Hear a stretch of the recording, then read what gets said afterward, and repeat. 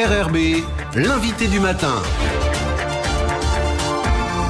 Bonjour Elisabeth Noir. Bonjour Lionel. Votre invité ce matin, Henri Champion, le porte-parole du syndicat des retraités calédoniens.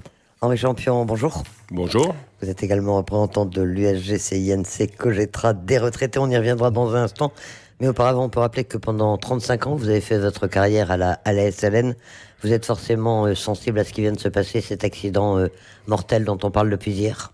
Tout à fait. Je tiens d'ailleurs à présenter mes condoléances parce que, en dehors de ma partie syndicale et d'administrateur CAFAT qui était bénévole, l'employeur que j'ai eu pendant 35 ans, c'était la Société Nickel. C'est elle qui m'a fait vivre, qui a fait vivre mes enfants aussi. Donc, je trouve, je sais pas, ça me choque qu'on puisse mourir au travail. Nous avions dans la tête en permanence le boulot, mais surtout la sécurité. Et si je crois ce qui a été dit sur vos ondes et sur les ondes de télévision, si c'est jamais une pièce qui a été défectueuse, c'est inadmissible. Je ne peux pas le comprendre. On n'a pas le droit de mourir au travail. Mais il y a des mesures de sécurité importantes en général à la SN. D'ailleurs, c'est excessivement rare un accident de ce type-là. Tout à fait. Moi, le dernier que j'ai vu quelqu'un passer à travers une grille, c'était Vido, Christian Vido, dans les années 80. Pareil, il s'est retrouvé 10 mètres plus bas. Bon, il a été amorti en cours de chute, mais ça n'empêche pas que depuis, il est sur fauteuil roulant, quoi. Alors là, une enquête est en cours pour savoir exactement ce qui s'est passé avec ce drame à la SLN. Petite précision encore, Henri Champion, je le disais en vous présentant, il y a eu une union des syndicats des retraités calédoniens qui est constituée autour de l'USWINC, alors que vous-même vous étiez à vous aviez créé une intersyndicale des retraités. On en est où aujourd'hui? Vous êtes toujours ensemble ou il y a un peu de dissension entre vous? Nous, notre intersyndicale des retraités, USG-CNC, la Cogetra, elle date de plus de 8 ans. Nous avons manifesté, nous avons créé le CRS, nous avons eu le car gratuit, car Rouya demi-tarif, nous avons fait énormément d'avancées, nous avons mis 60% de pension de réversion pour les veuves, et non plus 50%. Donc, nous existons depuis plus de 8 ans. Nous avions décidé, à leur demande, au mois d'avril, mars-avril, de nous réunir avec l'USWINC, retraite, pour créer l'intersyndical, l'union des retraités des syndicats de retraités. L'union des syndicats de retraités calédoniens. Voilà, calédoniens. Très bien. Lors d'une de mes dernières interventions sur vos ondes, où j'ai critiqué fortement le président du gouvernement, puisque Christopher Gigès avait préparé l'indexation pour le CRS. Le membre du gouvernement qui est en charge notamment des retraités. Voilà, et ça n'avançait pas. Donc j'ai critiqué fortement le président du gouvernement. Ça ne lui a pas plu, je le comprends. Par contre, il s'en est pris à mes collègues du syndicat des retraités, et en leur disant, c'est inadmissible que ça soit Champion qui parle, c'est à vous de parler, c'est scandaleux, faites ce qu'il faut, je ne veux plus entendre parler de choses comme ça. Mes collègues se sont excusés en mon nom. Ah, il faut le faire, ça. On ne me l'avait jamais fait encore. Donc, nous sommes réunis, nous, notre intersyndicale, et nous avons donné un mois à nos camarades du soin retraite pour qu'ils reviennent à l'orthodoxie, c'est-à-dire à l'union des syndicats de retraités et non pas l'intersyndicale. Et chacun ayant sa propre identité, mais pour des causes communes, il n'y avait aucun problème. On a donné un mois, pas de nouvelles. Donc, résultat, vous reprenez votre autonomie? Depuis aujourd'hui, nous reprenons notre autonomie. Donc il n'y a plus d'union des syndicats de retraités, mais il y a le soin retraité et puis de l'autre côté votre intersyndicale. Tout à fait. Et c'est en ce temps-là que vous vous exprimez aujourd'hui. Alors on le disait, 35 ans à la SLN, mais 35 ans aussi d'administrateur CAFAT. Et à ce titre, vous avez forcément regardé avec intérêt le rapport des inspecteurs de l'IGAS, dont on a déjà beaucoup parlé. Tout le monde semble d'accord sur un point, c'est que le système de santé calédonien a besoin d'une réforme. Les inspecteurs de l'EGAS parlent même d'une réforme globale et profonde. Vous êtes d'accord avec cette analyse, Henri Champion ? Pas du tout. J'ai fréquenté l'EGAS par 2 fois, quand j'étais président du conseil d'administration de la CAFAT. Nous les avons eus en mission. Ce sont des techniciens, ce sont des fonctionnaires, des hauts fonctionnaires, qui connaissent leur boulot sur la sécurité sociale. Mais ils font ce que vous leur demandez.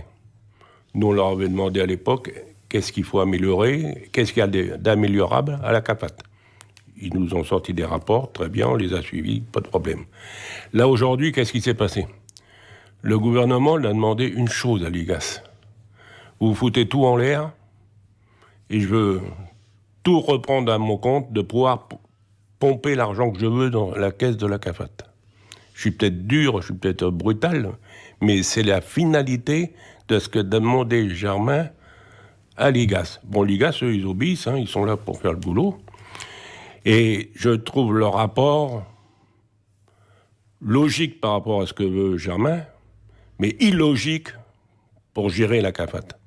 Parce que il faut se rappeler, la CAFAT, c'est quoi ? C'est nous qui l'avons créé, tous les anciens, là. On a fait des journées et des journées de grève. On a même, si on cumule, nous, tous les vieux, là, on a 6 mois de grève en cumulé pour faire avancer la CAFAT. Quand nous avons demandé, à l'époque, les salaires étaient très très bas, en 1960, je parle. Les salaires étaient très très bas. On demandait des augmentations, et en échange d'augmentations, au lieu de le mettre sur le salaire, on a dit autant créer une retraite, puisque tous nos vieux qui n'avaient pas créé de retraite à l'époque n'avaient plus rien une fois qu'ils avaient 60 ans et qu'ils ne pouvaient plus bosser. Donc on a mis de l'argent, c'est du salaire différé, la retraite. La cotisation, c'est de l'argent qu'on donne à un moment donné pour l'avoir plus tard. Donc cet argent appartient aux salariés du privé. Il ne faut pas y toucher. Et il ne faut pas toucher non plus à la gouvernance de la CAFAT, ça ne vous paraît pas la bonne solution ? Non, parce que la CAFAT, elle existe depuis 1957. Il y a beaucoup de jurisprudence, parce qu'il y a beaucoup de gens qui ont été au tribunal contre la CAFAT, aussi bien des salariés que des patrons, pour pouvoir que la CAFAT respecte la loi. Donc si vous foutez la CAFAT dehors d'un seul coup, plus de jurisprudence, plus de référence, plus rien. Le régime retraite, le régime des allocations familiales des salariés du privé, le régime accident de travail et le régime chômage, tous ces régimes qui ne concernent que les salariés du privé, doivent rester CAFAT. Aujourd'hui, le conseil d'administration CAFAT gère très très bien, n'en déplaise à M. Germain, gère très très bien ces régimes. Donc il n'est pas question d'y toucher. Par contre, le REAM qui concerne les salariés du privé, les fonctionnaires et les travailleurs indépendants, c'est-à-dire quasiment toute la Calédonie sauf les aides médicales, ça, on peut le mettre à part. Au même titre qu'en métropole, la sécurité sociale est indépendante des régimes retraite, d'allocation et compagnie. Et l'urgence, alors, selon vous, c'est tout de même de travailler sur le déficit du REAM ? Oui. Et avec quelle solution ? Vous avez des pistes ou des propositions à faire ? Oui, on en a donné déjà plusieurs, et même de nombreuses à nos gouvernants, mais rien ne bouge. Il faut avoir du courage, là, en ce moment-là. Je sais bien qu'il y a des élections au mois de mai, là, territoriales, là. Mais nos élus, non mais... Parce que ce sont des mesures qui seront forcément impopulaires. Obligatoirement. Bon, il y a 2 choses. Il faudra augmenter, sans doute, je dis ça comme ça en passant, la TSS, ou la CCS, là. C'est facile, puisque elle a été votée par le Congrès à 2%, avec un abattement de 50%.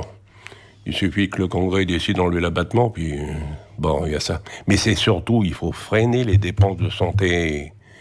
Quand vous vous rendez compte que quelqu'un qui a besoin d'insuline, on lui envoie une infirmière tous les jours pour se faire piquer. Quand il est évacué sanitaire en Australie, il arrive là-bas, il dit « Il est où mon infirmière pour me piquer ?» On lui dit « Attendez, on va envoyer une infirmière, mais on va vous apprendre à vous piquer, puis demain, vous piquez vous-même. » Mais que des dépenses. Quand des gens, on envoie des infirmières donner des médicaments le matin et le soir à des gens, alors qu'ils sont pas neuneux, excusez l'expression. Il faut arrêter. Il y a faire des économies. Il y a des secteurs dans lesquels on peut économiser. Énormément. Et en attendant, faut pas toucher à la gouvernance de la CAFAD, alors qu'il y a déjà des textes qui sont prêts, hein, le gouvernement a déjà commencé à travailler dessus. Mais oui, mais pourquoi il fait ce texte? Aujourd'hui, il faut savoir qu'à la fin de l'année, là, il y a 7 milliards qui ont été pris au régime retraite pour l'ORWAM. 7 milliards. 5 milliards sur le régime allocation familiale. Ça fait 13 milliards. Tout ça parce que c'est parce que le gouvernement ne compense plus les cotisations qui sont abattues à 75%. C'est scandaleux. Un régime, il ne peut pas marcher avec des cotisations 25%. Il veut la mort de ça. En touchant à la gouvernance, qu'est-ce qu'il veut? Il y a la réserve, là, il y a 40 milliards de réserves, là. Au même titre, il y a quelque temps, il voulait prendre les caisses complémentaires, là, les réserves des caisses complémentaires. Partout où il y a de l'argent, il est aveuglé, il veut à tout prix pomper l'argent. Mais cet argent, c'est pas à lui, c'est à nous. Qui le gouverne, s'il en est capable. On voit encore très remonté, Henri Champion. Pourtant, on a envie de vous dire, les retraités, vous n'avez pas à vous plaindre, hein. Vous avez obtenu récemment l'indexation du CRS, le complément retraite solidarité, on en parlait. Vous avez obtenu la mise en place de la carte senior. Alors tout de même, vous êtes content, non? Alors, la carte senior, ça sera très bien.